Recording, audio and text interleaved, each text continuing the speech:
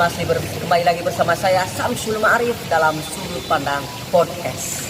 Yang dimana di dalam Sudut Pandang Podcast ini kita kedatangan narasumber yang hebat-hebat. Kalau nggak salah sih dengernya dari jurusan hukum pidana Islam lagi nih. Tapi sebenarnya saya juga bosan sih dari narasumber dari kemarin itu hukum pidana Islam terus gitu. Tapi ya saya dapat kontaknya itu kan, jadi nggak apa-apa lah. Dan di sini kita akan membahas, saya akan menanyakan kepada mereka seputar mata kuliah bahasa Indonesia. Yang dimana, tapi tentunya dengan judul yang berbeda. Setelah kemarin kita menjelaskan tentang perencanaan karangan, di sini kita akan menanyakan tentang tulisan pendek. Nah, pasti kalian ketika mendengar tulisan pendek pasti bingung kan? Tulisan pendek itu sama nggak sih dengan cerita pendek? Dari segi cara membuatnya, ciri-cirinya, gitu kan? Otomatis bingung. Makanya kita akan tanyakan kepada mereka bertiga. Dulunya mari kita perkenalan dulu dengan mereka bertiga. Ya, sebelumnya boleh perkenalan dulu dong. Wah, yang pertama siapa? Saya Pak Muhammad David Jazuli, saya dari Jakarta. Jakarta mana? Timur. Jakarta Timur, siap, Jaktim. Saya Ani Sofia Tolasia, biasa dipanggil dengan dari Jawa Tengah. Ya, si Jawa Tengahnya mana? Ini di Rembang. Rembang, Jowo. Iya. Siap, Jowo people. Ya, Pak. Terakhir? Kalau saya Sifan Muhammad dari Depok, Depok. Termina, berarti Sunda? Waduh, ya bisa dibilang. Bisa dibilang Sunda. Sundanese berarti ya. Eknawan kadia gitu kan bahasanya kan. Siap. Tapi yang pasti Sundanya sudah halus kan? Ya, lumayan. Lumayan. Kalau saya Sunda tapi Sunda kasar. Aduh. Nanti itu jangan didengerin. Sensor nanti disensor itu ya. Itu hanya selingan doang. Nah, dulunya mau nanya gimana kabarnya, sehat? Alhamdulillah. Ya. Tadi perjalanan ke sini gimana? Macet? Parah banget. Jakarta. Jadi Jakarta itu punya slogan Senin sampai Jumat macet, Sabtu Minggu macet banget gitu. Jadi benar-benar harus bersabar dalam naik motor, apalagi yang naik mobil tuh. Ya. Tangga macet di Jakarta ya. Iya, benar. Jadi saya di sini, kalian datang di sini, saya akan menanyakan tentang mata kuliah bahasa Indonesia, yaitu tentang tulisan pendek.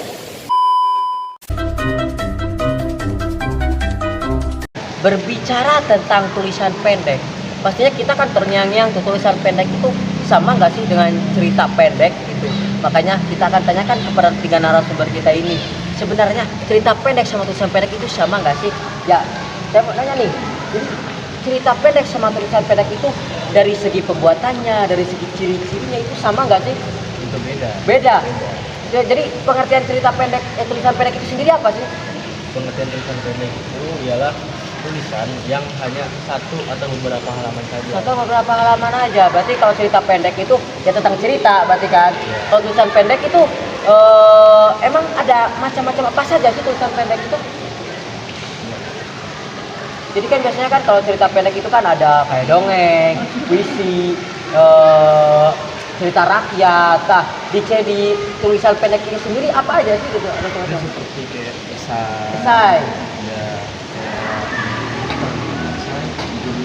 Jurnal. juga makalah. Biasanya kan kalau jurnal itu kan termasuk ke artikel berarti ya? Ya. Berarti kan, dan saya dengar artikel itu ada dua tuh. Ada artikel jurnal sama artikel populer. Yang dimana kalau artikel populer itu yang kita buat gitu kan, bisa jadi dari satu referensi atau beberapa referensi. Nah, di artikel jurnal ini sendiri itu apa sih gitu? Cara ciri-ciri dari artikel jurnal itu apa gitu?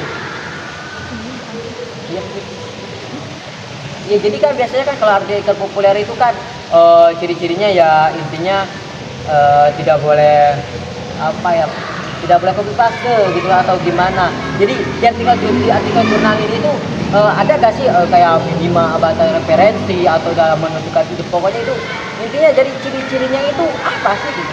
Cirinya itu ya. Iya.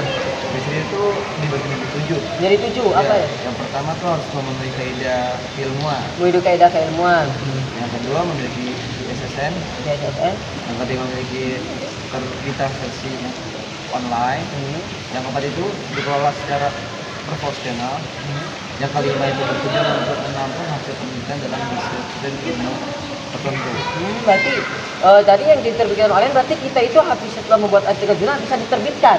Bisa diterbitkan. Bisa dipublish. Bisa dipublish. Itu harus jadi kita nyarinya itu ada gak sih batas referensinya gitu? Batas referensinya? Iya, minimal referensinya. Kalau setahu saya itu 10. 10. Tapi kalau lebih dari 10 juga lebih bagus. Berarti lebih dari 10 lebih baik. Berarti semisal kita buat 10 tapi kita buatnya dari 25 referensi tuh. Dari referensi bisa jadi kita bertanya ke orang, ke para ahli, misalnya di web atau buku itu berarti lebih bagus berarti. Iya, pokoknya harus dari sumber-sumber yang jelas. Terus kan dari segi ada gak sih bagaimana cara membuat artikel jurnal itu yang baik dan yang benar itu gimana ini? Artikel cara penulisannya. Ya, cara pembuatannya gitu gimana? Pembuatannya itu seperti judulnya harus jelas, sesuai dengan isinya. Berarti isi sama jurnal itu harus benar gitu, sinkron. Terus kemudian kayak penulisannya juga harus yang mudah dipahami sama semua orang gitu. Berarti harus sesuai KBBI bisa Harus dibilang sesuai begitu. KBBI, bisa. Pokoknya kata-katanya harus yang ringan, nggak boleh kayak yang intelek-intelek gitu, kayak nggak boleh. Jadi nggak boleh jadi nggak boleh bahasanya asing gitu. Jadi harus benar-benar yang mudah dipahami. Gampang yang dipahami. Baik orang awam Maupun siap. Jadi hal apa sih yang paling penting harus benar-benar diperhatikan ketika kita ingin membuat artikel jurnal itu, apa yang harus benar-benar diperhatikan? Seperti itu tadi, judulnya harus jelas, terus kata-katanya mudah dipahami, terus dari sumber yang jelas.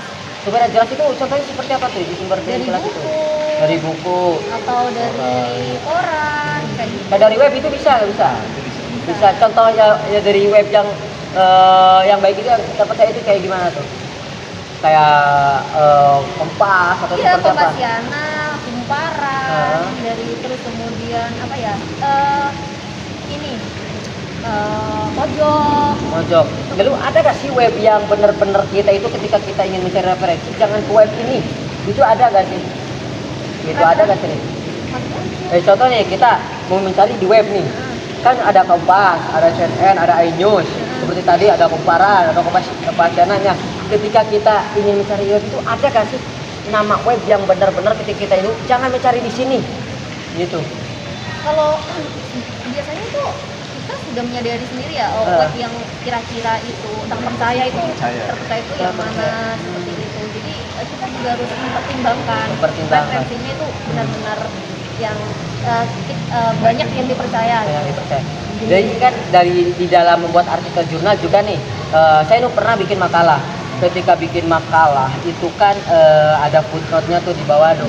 Nah, di artikel sendiri itu ada nggak sih? Kalau memang ada, bagaimana sih cara penulisan yang benar, penulisan footnote dari ketika kita ingin mengambil dari jurnal itu gimana sih? Ada dong footnote-nya. Ada. Terus bagaimana cara penulisan yang benar tuh?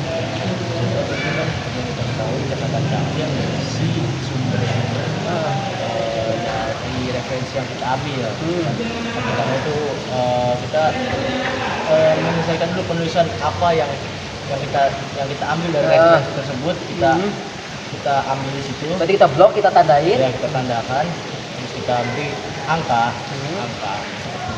Untuk atas biasanya kalau Anda melihat di paragraf-paragraf makalah itu ada angka-angka gitu kan. Iya benar. Jadi contoh paragraf sama dari paragraf angka 1, angka 3, apa gitu. Seperti itu.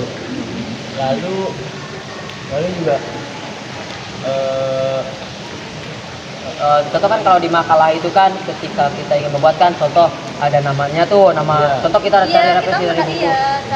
Cantumkan sumbernya dari mana, bukunya apa, kemudian penerbitnya siapa. Berarti nggak beda jauh sama dalam membuat makalah kan? Tidak jauh. Tidak beda jauh.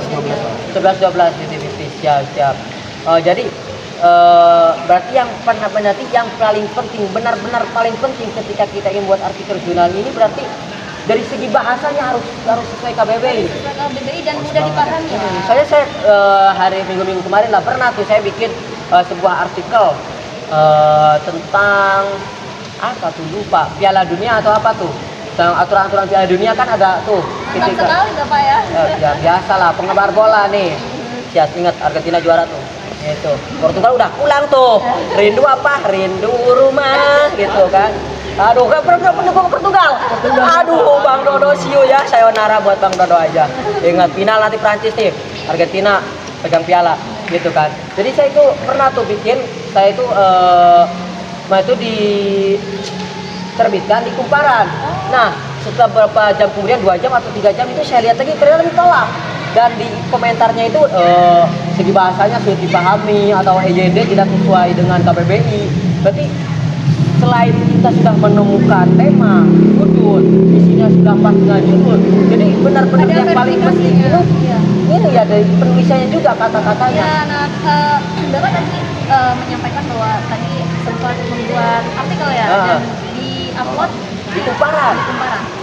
Nah, di seperti Kumparan, Kompasiona dan yang lain ya, Pojok dan lain-lain. Itu sendiri juga ada verifikasinya, Pak. Bapak sendiri seandainya mungkin ditolak itu pasti ada kesalahan dari mungkin EYD-nya atau tipe saat menulisnya, kemudian atau mungkin ada referensi yang tidak dicantum atau copy paste. dan kata-katanya mungkin kurang dipahami atau bagaimana gitu, pasti ada verifikasinya di situ. Ya, berarti selain bahasanya yang tidak KBBI, berarti copy paste itu bahaya juga berarti. Iya. Kelihatan berarti ya, tidak kreatif.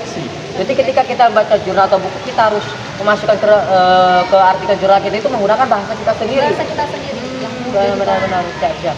Jadi saya benar-benar kemarin itu ditolak. Terus saya juga ditolak ini melanggar hak cipta. Berarti benar-benar ketika kita ingin memasukkan gambar juga harus contoh misalnya kalau kita selfie ya selfie aja berarti kan. Jangan benar-benar real dari kita sendiri. jangan ngambil hak orang lain, berarti ada hak ciptanya berarti. Dari Google.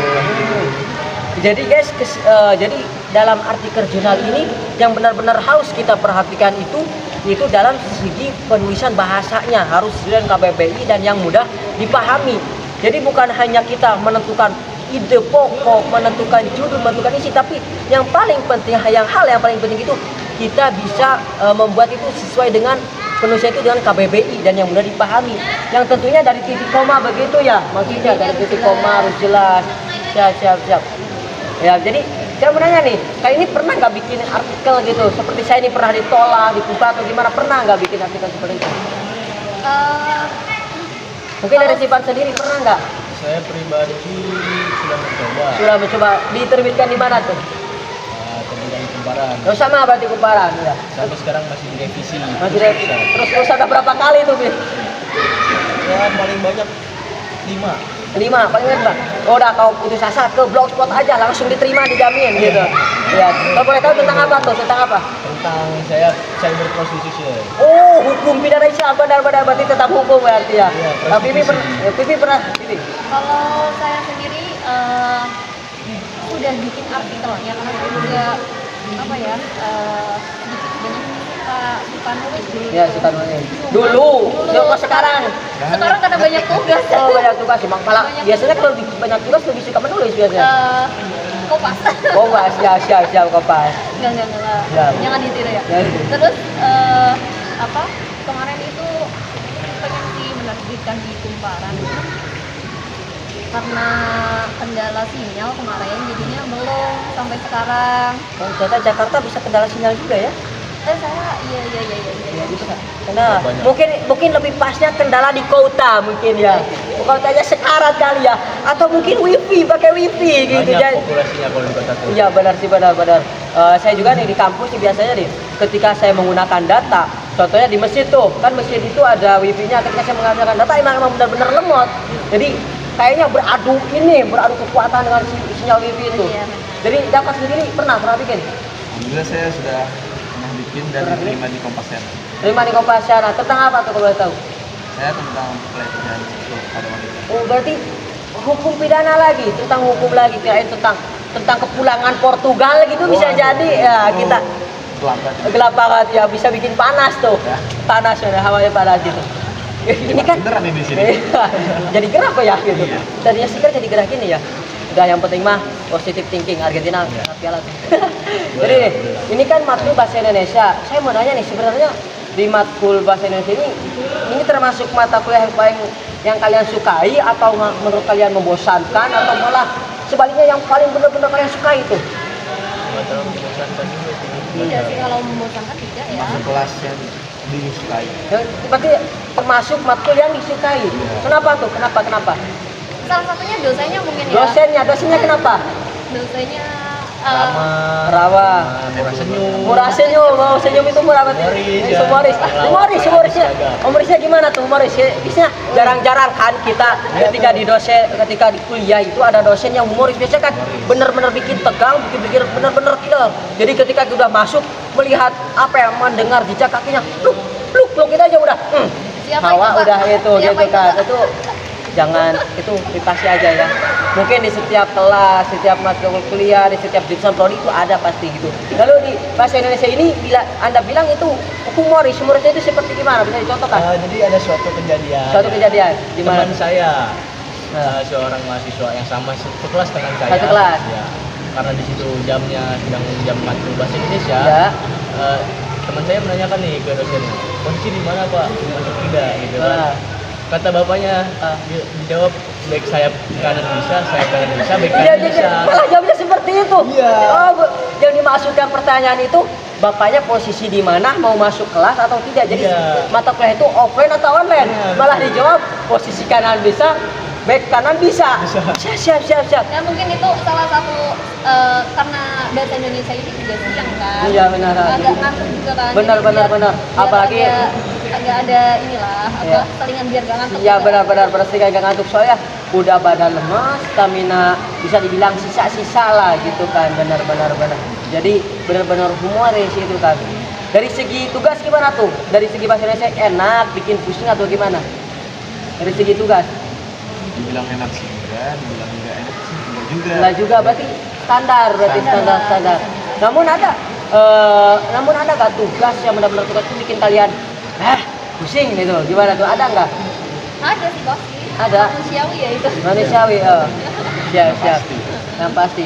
Ada nggak tugas dari bahasa Indonesia yang kalian baru pertama kali temui, sedangkan kalian nanya ke cutting itu belum pernah mendapatkan itu ada. Ada apa? Review apa? Skripsi. Satu. Bukan dong. Bukan berapa? 10. Edan. 10 dari awal sampai akhir. Iya, dan nambahin lagi, bahkan ada dosen yang sebelum kita matkul bahasa Indonesia, kan ditanya Pak, habis ini ada pelajaran lagi nggak? Ada matkul lagi? Ada Bu, dosen. Bapaknya menyampaikan mau ngasih tahu bahwa mau dikasih tugas review skripsi. Gitu skripsi bahkan kayak gitu. Jadi dosen itu bingung. Berarti kalian masih semester 1 berarti bahkan kalian nanya ke cutting bahkan dosennya juga kaget gitu. Sedikit pusing sih itu. Sedikit Karena pusing. juga tapi yang alhamdulillahnya menambah pengalaman. Pengalaman benar-benar. Jadi biar jadi kalian itu di semester 1 udah dididik bikin artikel, review skripsi. Jadi biar nanti ke atasnya udah terbiasa bikin artikel, udah biasa. Sudah tahu, sudah pernah. Udah bisa dilatih jadi sastrawan lah. Itu bisa ini nanti ketika kalian bikin skripsi itu bisa benar-benar berarti jangan kayak gini karena ini salah gitu kan. Mungkin bisa dilatih gitu juga bagusnya. Dan ini kan saya mau nanya nih, ini kan sudah mendekati akhir bulan, bahkan akhir tahun nih, sudah mendekati tahun baru bisa dibilang kan. Kali ini sekarang ini mendekati akhir bulan sedang sibuk-sibuk apa nih? Belajar. Sibuk belajar. Oh, mendekati UAS. Kayak bertiga ini mendekati UAS berarti. Iya, minggu depan insya Allah kita UAS Pak. Minggu UAS, siap. Berarti bisa dibilang sekarang itu lagi mumet-mumetnya, pusing-pusingnya berarti. Habis digenjot dengan tugas, kemudian langsung UAS. langsung UAS. Tapi abis itu libur kan? Iya. Berapa lama tuh liburnya? Ya. Kisaran 3 bulan lah. 3 bulan, mantap 3 bulan guys. Nah di kampus lain berapa bulan tuh kan bisa sharing lah. Gitu kan bisa mungkin ada yang 2 minggu. Wah, UIN enak juga ya.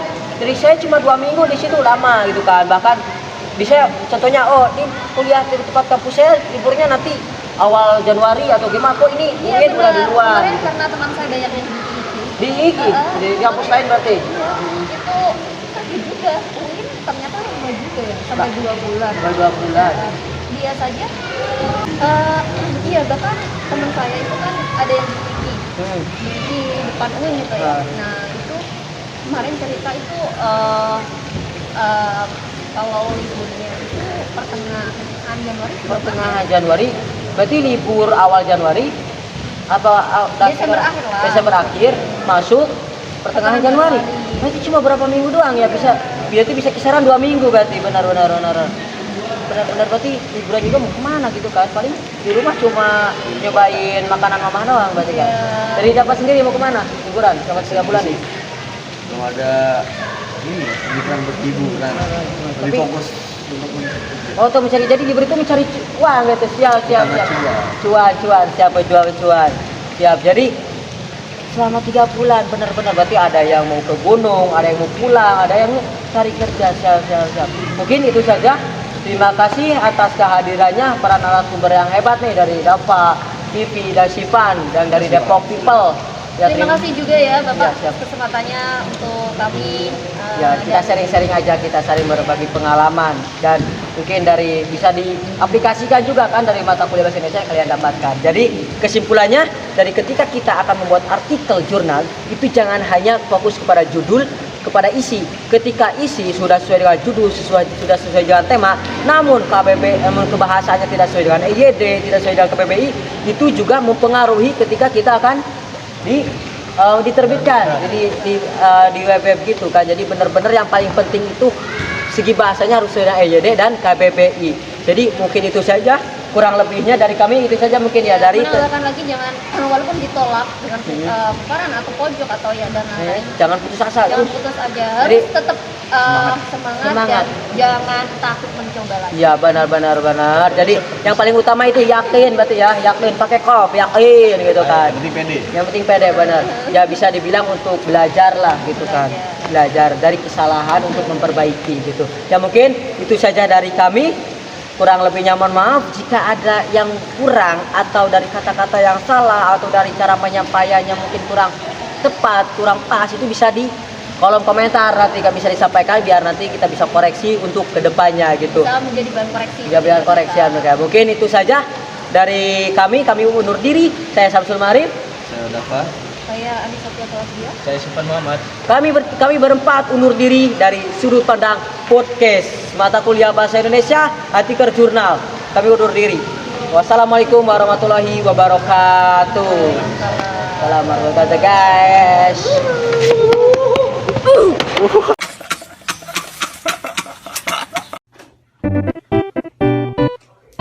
guys.